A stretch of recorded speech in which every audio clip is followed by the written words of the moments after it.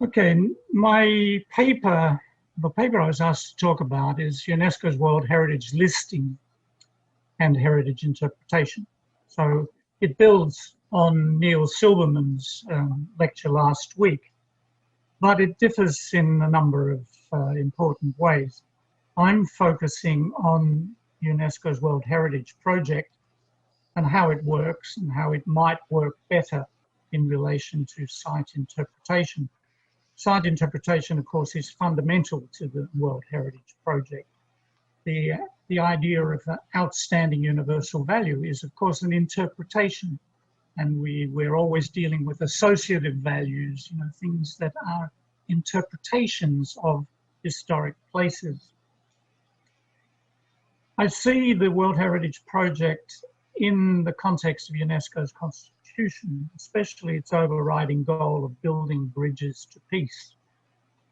And also in the context of UNESCO's governance arrangements, especially its character as an intergovernment organization, an IGO, which gives power to the states parties to the World Heritage Convention. So in a way, nation states run things. They haven't fizzled out, as we predicted quite incorrectly back in the 1980s and 90s when there were global organizations and companies developing. Nation states today seem as powerful as ever. My paper sets the operation of the World Heritage Project into a geopolitical context as well. That is, the changing international relations between states that lead national governments to make use of cultural heritage in political ways, which means they have great interest in and commonly seek to shape the interpretation of their national cultural heritage, and often misrepresent the cultural heritage of other states. Neil's and my papers are both future-oriented. Neil's highlighting ideas and technologies supporting community engagement in heritage tourism, and mine today focusing more on World Heritage listing processes of site nomination and inscription and how these might be improved in the future. But first, let's go back and look at the definitions. What would he mean by heritage interpretation? Why it's so important, and what are some of its failings in practice? For these two definitions, two terms, in fact, presentation and interpretation, that are often interchanged as if they meant the same thing. In fact, they don't. They're quite different. Let's clarify them. These are the interpretations on your screen that were developed by the ICOMOS International Committee on Interpretation and Presentation of Cultural Heritage Sites, usually referred to by the acronym ICIP. Neil referred to these definitions. I mean, he was chair of that committee for many, many years. I want to put a different emphasis on them. You can see there in the definition, presentation denotes the carefully planned arrangement of information and physical access to a cultural heritage site, usually by scholars, design firms, heritage professionals. As such, it's largely a one-way mode of communication. Interpretation, on the other hand, denotes the totality of activity, reflection, research, and creativity stimulated by a cultural heritage site.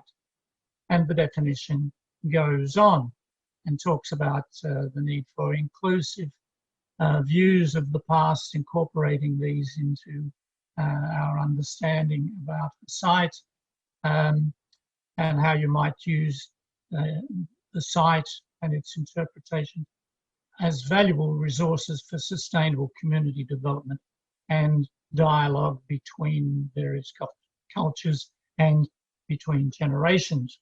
So far, so good. For me, interpretation is a critical element in all programs aimed at protecting heritage places. It's interpretation that links a site as it exists with those who see and think about it, that is, visitors, seeing the sites in person or viewing them online or reading about them in books and brochures. interpretation enables visitors to make sense of the place. Interpretation, at least for me, is essentially about meaning. It's the intellectual content that is provided about a site. There are, of course, as many interpretations as there are visitors. As Neil says, it's impossible to define or even predict what kind of reaction a particular site will evoke in a visitor. Expert interpretation is only one side of the heritage dialogue. Each visitor makes his or her own interpretation of even the most polished story.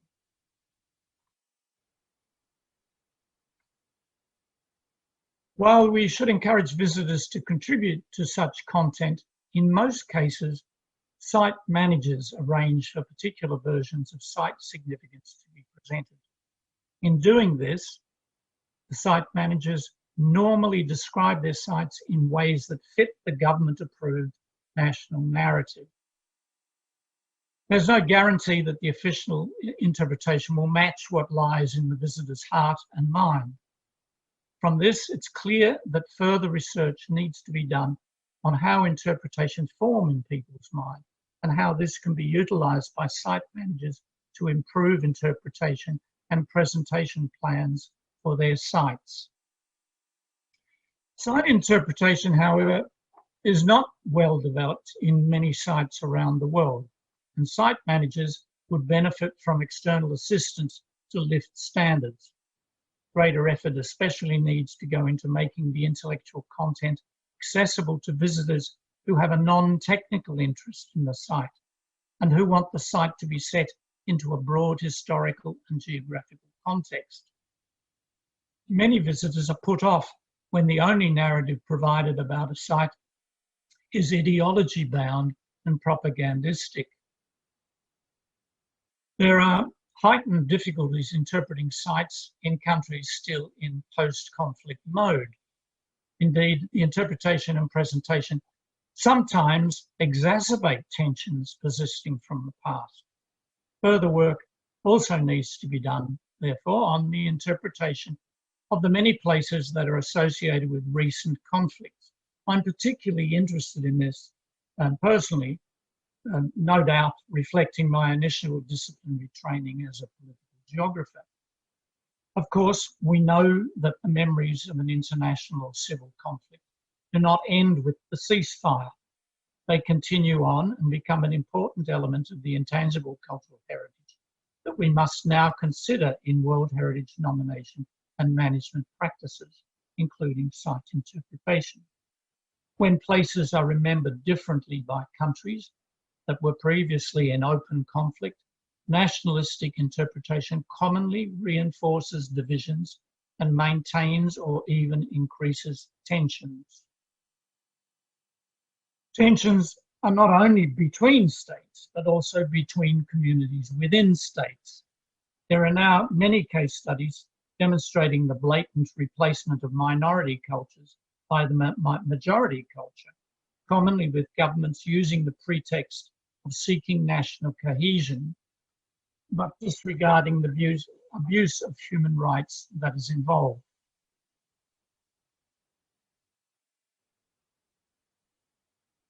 UNESCO's World Heritage Committee has had to deal with many disputes between states over the nomination and inscription of sites related to international conflicts. When former belligerents seek to have a say in the management of sites outside their own jurisdiction, that is, extraterritorial sites of heritage significance to them, considerable diplomatic involvement is required to reach solutions that meet the satisfaction of all sides. This takes vast amounts of time, energy, and funding on the part of UNESCO, the states parties and their diplomats, as well as heritage policymakers and site managers. Serious international disputes of this kind have erupted in recent years in numerous parts of the world, impacting on listing processes. In this presentation, because of the shortness of time, I'm going to look at just 3 case studies: East Asia, the region, essentially in this presentation, Korea and Japan, Rwanda in Africa, and Sri Lanka in South Asia. Similar conflicts exist, by the way, in other parts of UNESCO's overall heritage project, in the inscription of intangible and documentary heritage on the representative list of the intangible cultural heritage of humanity and the memory of the world register. These sometimes connect with the focus of today's talk, World Heritage, the listing of places of so-called outstanding universal value on the World Heritage List. So let's look first at East Asia. In East Asia, the clearest example of World Heritage site interpretation raising tensions is the sites of Japan's Meiji Industrial Revolution. Although the Koguryo tombs and city relics were also problematic when they were inscribed in 2004.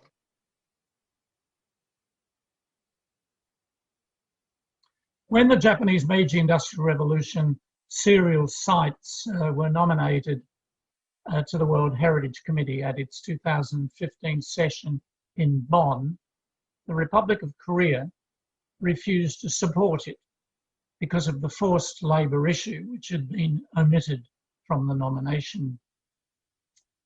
A closed side meeting led to a compromise that allowed the inscription to proceed. Site interpretation was, as you'll see, absolutely central to the agreement. When approving the nomination, the committee requested the preparation of, and I'm quoting, an interpretive strategy for the presentation of the property that would allow an understanding of the full history of each component site. The committee also requested Japan to make a progress report in 2 years' time.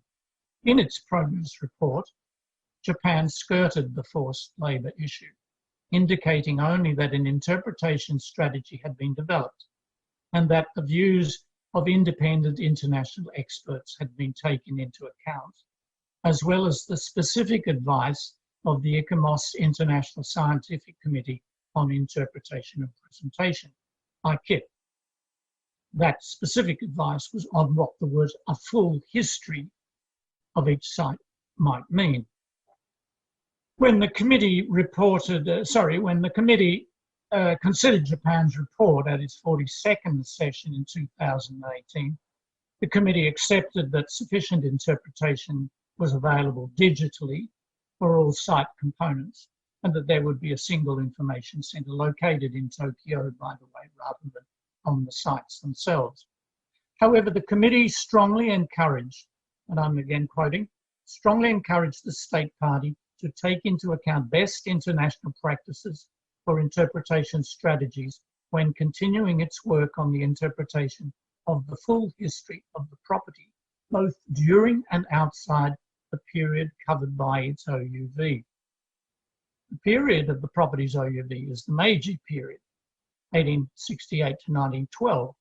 But the committee was asking the interpretation strategy to go wider, to include the forced labour issue dating from the colonial period and the World War II period as part of the full history.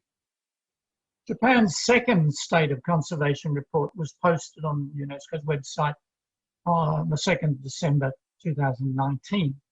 And again, no mention was made of the forced labour matter. The South Korean Foreign Minister responded immediately, urging Japan to faithfully implement the follow-up measures, calling for renewed dialogue on the matter, and threatening to raise the issue with the World Heritage Centre and the UNESCO Executive Board. This controversy, you can see, alongside that around the comfort women dispute at the Memory of the World Register, have led to a rupture in the public of Korea-Japan relations with enormous political, economic and social consequences for both countries. But returning to the committee's decision, what is meant by the reference to the best international practices for interpretation strategies? This is unclear. Several agencies have the potential to set such a standard, including the committee itself. At the moment, however, the committee's operational guidelines for the implementation of the World Heritage Convention are very quiet on interpretation, the term being used to mean techniques for presenting information to tourists and other visitors. Nothing is said about the intellectual content, about ensuring its accuracy and its balance.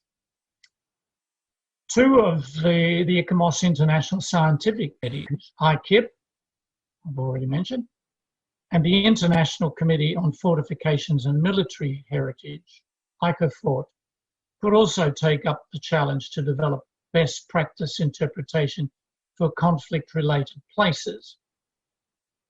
And the International Centre for Interpretation Presentation of World Heritage Sites in Korea, host of today's lecture, should also make this a focus of its site work.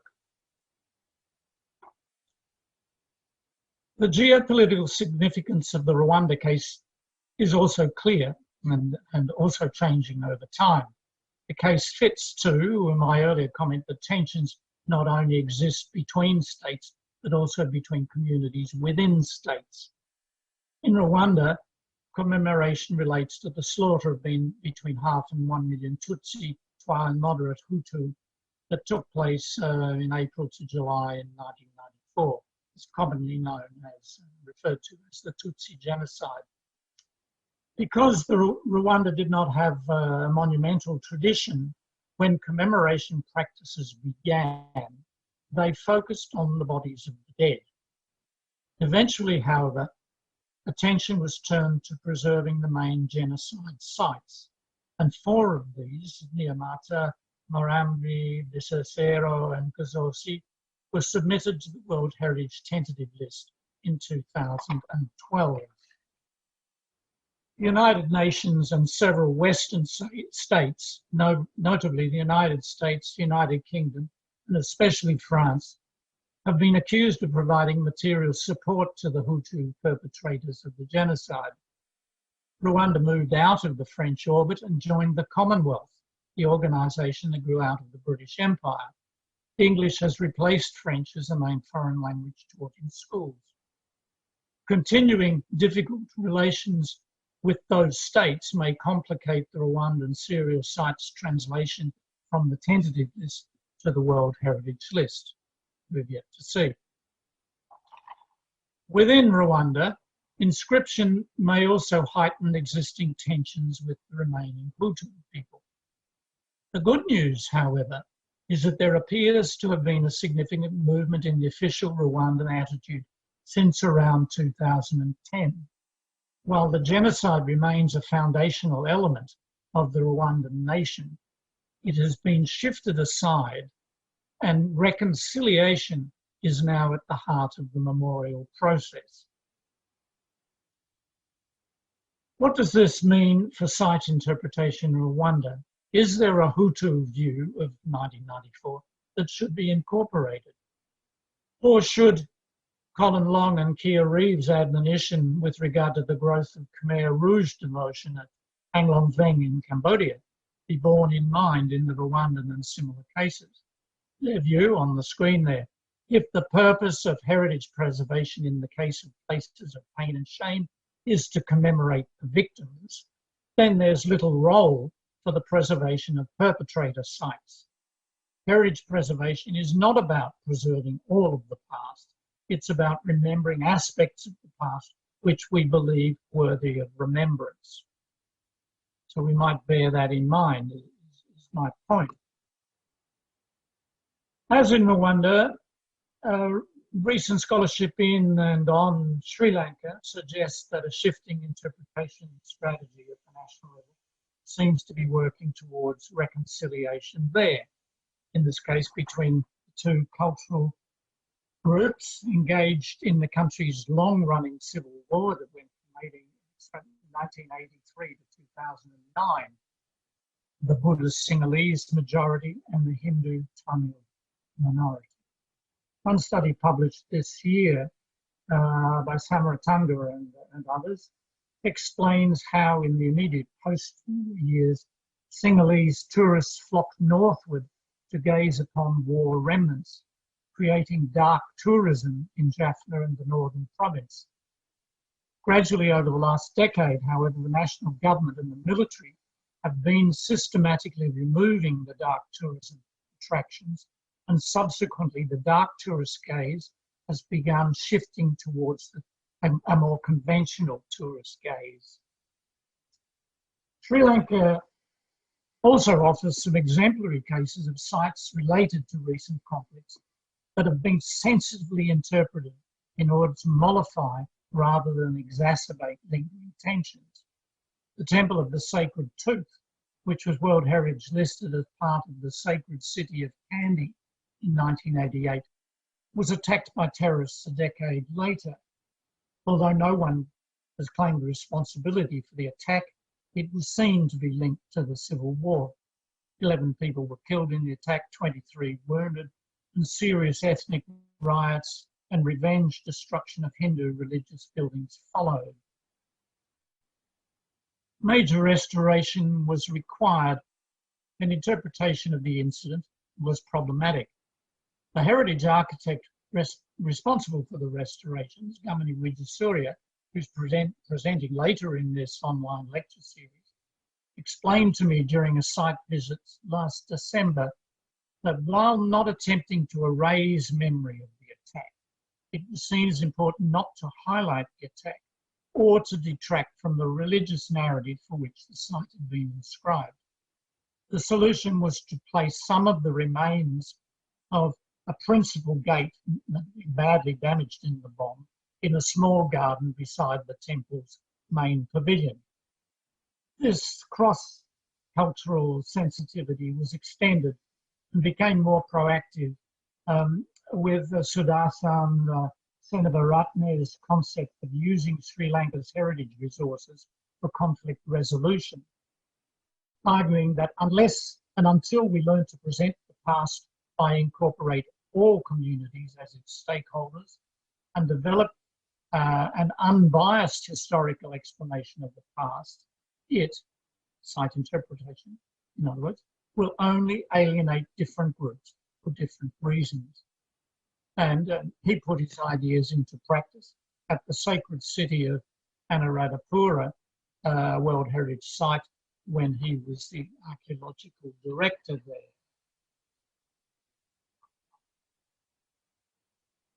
So I want to turn now to ways that we might learn from these lessons and come up with some ideas about raising the status of site interpretation in World Heritage listing process, inscription processes. One can assume that resolving tensions around the listing of sites related to recent conflicts is not something that UNESCO's Director General and the World Heritage Centre personnel want to do, especially given UNESCO's straitened financial situation following the United States' decision to withdraw and take its money with it. How can the enormous drain on their time and energy be avoided in future? The international tensions over how the past should be interpreted, memory contests, as a Japanese colleague, Yoko Nakano, calls this, these tensions have had enormous negative consequences for the countries involved, including trade embargoes and import boycotts, court cases, street demonstrations. How can the interpretation of World Heritage Sites help to minimise such consequences and to engender more peaceful regions and the world? Well, firstly, UNESCO, by which in fact, I mean, people tend to reify UNESCO as if it's a single body. It's not, as we would say. In fact, I'm talking about the World Heritage Committee and its Secretariat, the World Heritage Centre, need to determine and publicise and promote the principles to be used in accepting sites for nomination to the tentative list and the World Heritage List. Training of heritage bureaucrats and site managers will certainly be required in this, and also professionals working in the private sector, companies and agencies. This has become really quite urgent, as the number of sites related to recent conflicts being considered for listing has grown rapidly. Until 2010, only 3 such sites had been World Heritage listed. There were others, of course, relating to conflicts in the much more distant past, but in terms of recent ones, the 3 were Auschwitz-Birkenau in 1979, Hiroshima Peace Memorial, 1996, and the Bikini Atoll nuclear site in 2010. And none of these were listed without controversies of one kind or another. By 2018, however, 11 new nominations have been tabled, 2 for the World Heritage List and 9 for the tentative lists. The anticipation of further trouble in its sessions led the World Heritage Committee to impose a temporary halt in processing nominations until a comprehensive reflection on all relevant issues could be undertaken by a meeting of experts. Notice expert. The committee would then decide at its 44th session in 2020 whether and how sites associated with recent conflicts and other negative and divisive memories might relate to the purpose and scope of the World Heritage Convention. So clearly this is going to be an important moment that will give us some clues as to how we might go forward in relation to conflict-related sites. We'll see what transpires when the 44th session eventually takes place. The meeting, as you no doubt know, was scheduled for mid-2020 in Fuzhou, China, but it's been postponed due to the pandemic.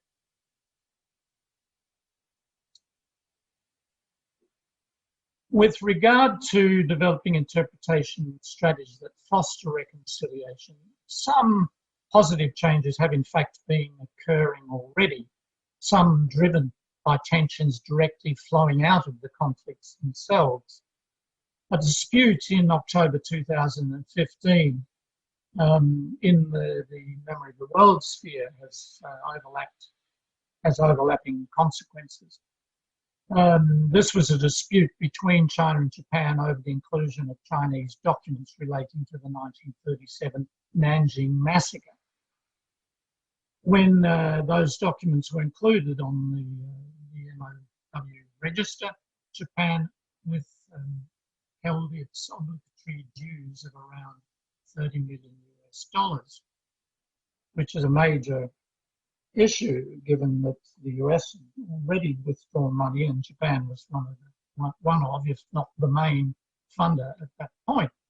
This really forced the UNESCO Executive Board to take a stand and to adopt a resolution in October 2017 calling on UNESCO to seek to avoid aggravating political tensions among member states in line with its fundamental aim of working towards mutual understanding. Some revisions have been made to the operational guidelines for the implementation of the World Heritage Convention to incorporate UNESCO's 2015 World Heritage and Sustainable Development Policy.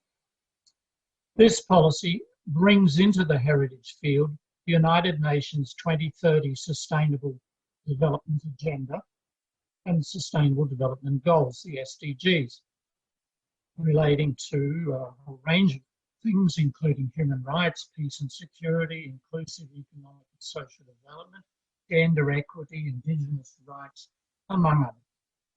In my view, the revisions of the operational guidelines don't go far enough yet, particularly in relation to human rights and peace and security, but there is movement that way. What else might the World Heritage Committee do? It might do more to set international best practice in site interpretation by adjusting its own inscription and monitoring processes. It's been steadily tightening up the inscription process since the early 1990s in requiring clearer, more complete management plans, and since 2005, specific statements of outstanding universal value, or retrospective statements of outstanding universal value for existing inscriptions.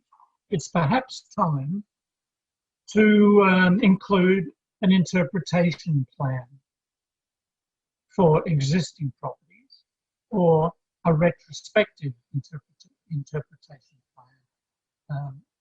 Sorry, the other way around.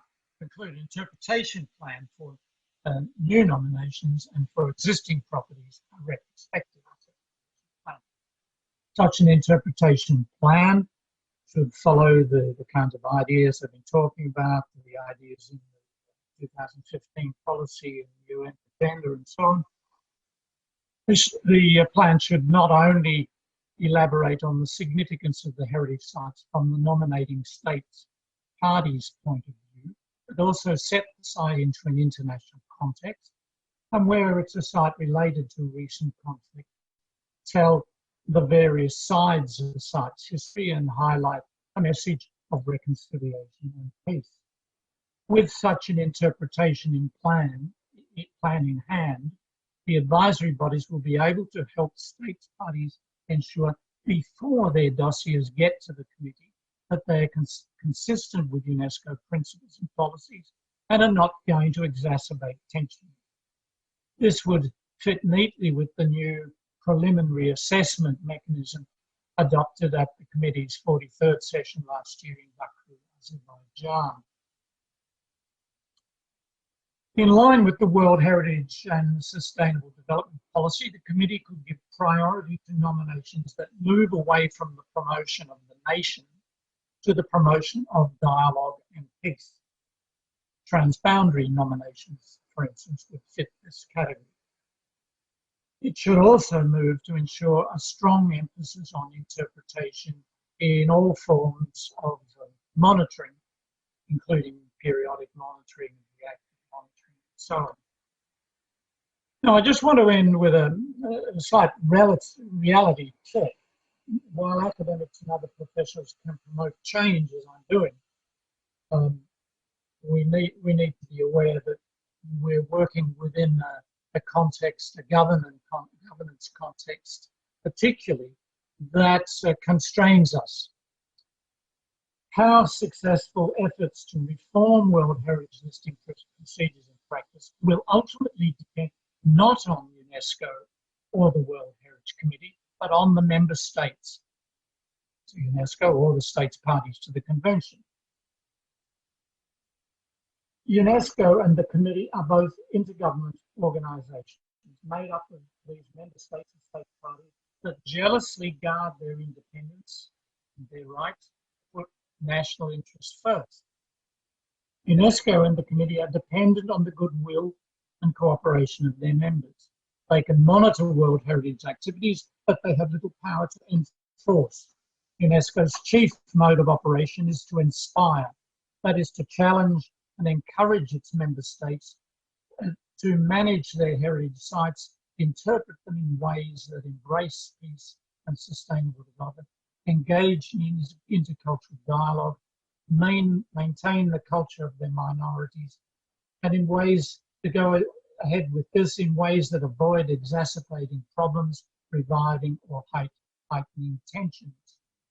Improving the interpretation of World Heritage Sites interpretation is therefore fraught with difficulties, but constant pressure on the member states and the state parties may get us somewhere, may give us cause for hope. At that, I will end my lecture. Thank you for listening.